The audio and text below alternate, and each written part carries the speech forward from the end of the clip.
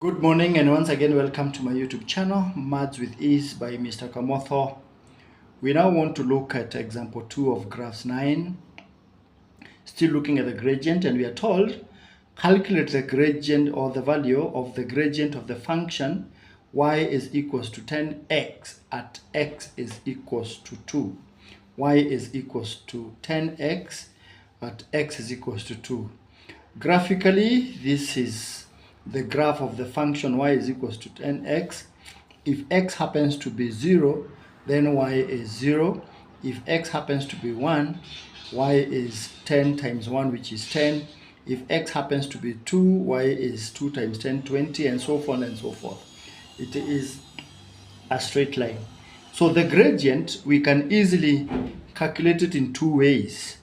We may want to talk about rise from here to here, which is 40, over run, which is from here to here, which is 4.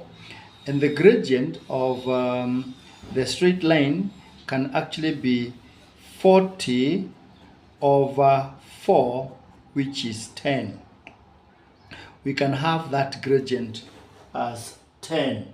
And therefore, we would want now to use the first principle, or what we know, using the 3 steps that we have learned. Alternatively, we have the gradient of y is equals to 10x at x is equals to 2. Of course, this is x raised to power 1. So the change in y, which is dy dx rather, is the original power becomes a coefficient. So 1 times 10 is 10, and the new power is reduced by 1. So 1 minus 1 is 0. And of course, we know at x is equals to 2, this gives us 10 2 raised to power 0. And any number raised to power 0 is 1.